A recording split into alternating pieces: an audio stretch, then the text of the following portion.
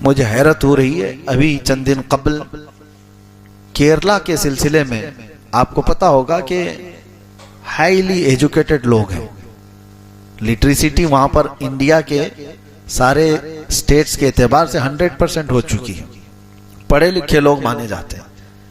لیکن میرے کئی رشتہ دار ہیں، انہوں نے مجھ سے ہی کہا کہ سب سے حیرت کی بات ہے کہ سب سے زیادہ ایتھیزم کیرلا میں ہو رہا ہے۔ ایتھیسٹ ملحدین کی تعداد کثرت سے وہاں پھیلتی جا رہی ہے۔ حیرت ہوئی، میں جانتا ہوں کیرلا کو اچھی طرح سے، بچہ بچہ سورہ یاسین حفظ کیا ہوا رہتا ہے، ہر گھر میں تلاوت قرآن کا معمول ہے۔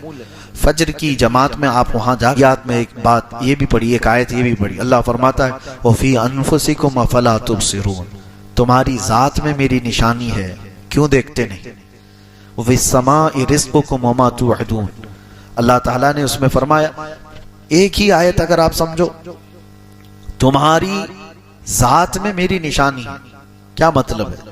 حضرت محبوب الہی نظام الدین اولیاء رحمۃ اللہ تعالیٰ علیہ فرماتے ہیں کہ انسان کے جسم کے اندر جتنی نسیں ہیں، اللہ کو پہچاننے کے اتنے راستے ہیں، اور نسیں کتنی ہیں؟ کہا گیا کہ کھول کر کے بچھا دیے جائیں تو ہزاروں کلومیٹر کا سفر ہو جائے۔ ہمارے جسم کے اندر کی جو رگیں ہیں، اس کو کھول کر بچھا دیا جائے تو ہزاروں کلومیٹر کا سفر ہو جائے۔ کوئی آج تک گن نہ سکا کہ یہ رگیں کتنی ہیں، نسیں کتنی ہیں، اس میں ایک ڈیمیج ہو جائے تو اس کو آدمی پھر ریکور نہیں کر پاتا۔ کچھ وہ ہوں گی جو نسیں بڑی آپ کو نظر آتی ہیں، کچھ وہ ہیں جو مائکروسکوپ سے دیکھی جاتی ہیں، خوردبین سے دیکھی جاتی ہیں۔ دماغ کے اندر ہی جو نسیں ہیں، کئی 100 کلومیٹر تک اس کا مسافت ہو سکتی ہے۔ اور حضرت امام اعظم ابو حنیفہ رحمۃ اللہ تعالی علیہ فرماتے ہیں من عرف نفسہ فقد عرف ربہ، جس نے اپنے آپ کو پہچان لیا وہ اپنے رب کو پہچان لیا۔ کبھی آپ دیکھو کون ہے جو میری پوری زندگی کا نظام سنبھالا ہوا ہے، کون ہے مجھے زمین پر صرف 2 ٹانگوں پر کھڑا رکھتا ہے، گرنے نہیں دیتا۔ امام جعفر صادق رضی اللہ تعالیٰ عنہ سے پوچھا گیا آپ کوئی نشانی بتائیں اللہ تبارک و تعالیٰ، تو فرماتے ہیں کہ پرندوں کو دیکھو، پرندوں کو دیکھو، وہ ایک تار پر پوری رات سو جاتے ہیں، انہیں گرنے کون نہیں دیتا؟ کون ہے جو انہیں گرنے سے بچاتا ہے؟ حقیقت ہے کبھی آپ نے سوچا اس طرح؟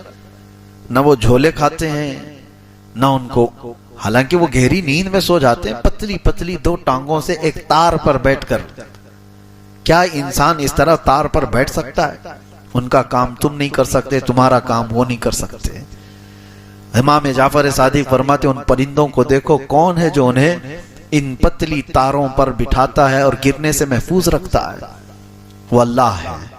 ما یمسکہن الا اللہ، قرآن میں خود اللہ فرماتا ہے اولم یروا الی الطیر فوقہم صافات ویقبضن ما یمسکہن الا الرحمن، کیا تم پرندوں کو نہیں دیکھتے جو آسمانوں پر اڑتے ہیں اور ان کو گرنے سے بچائے رکھتا ہے؟ کون ہے؟ الا الرحمن، سوائے رحمان کے کوئی نہیں۔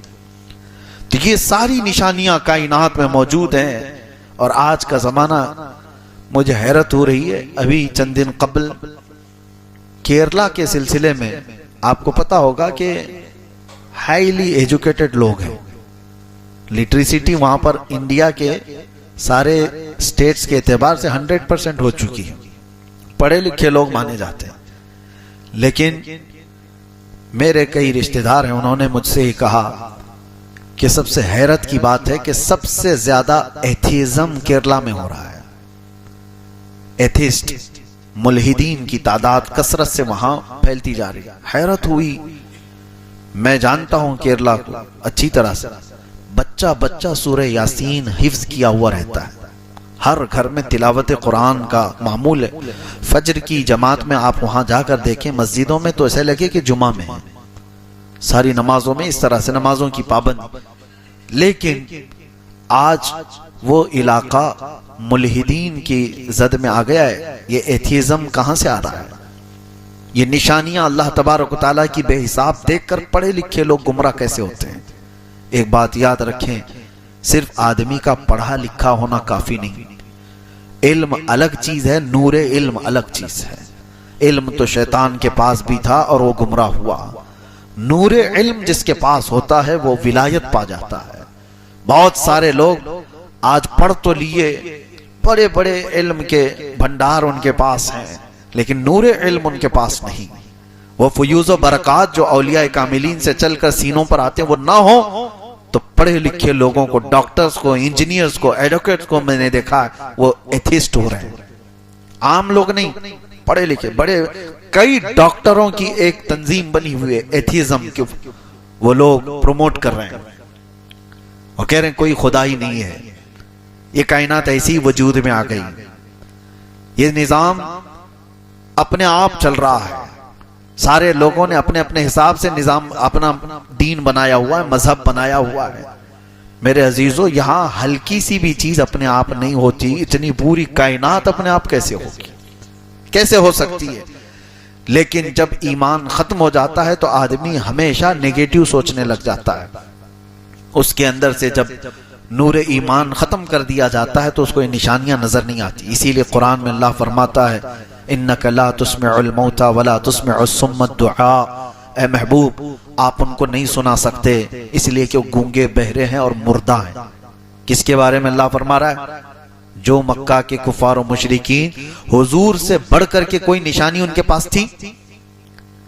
رسول پاک صلی اللہ تعالی علیہ وسلم کو جس نے دیکھا، ارے آسمان کیا نشانی ہے، چاند کیا نشانی ہے، سورج کیا نشانی ہے، جس نے چہرے رسول کو دیکھا اس سے بڑی نشانی کیا ہے؟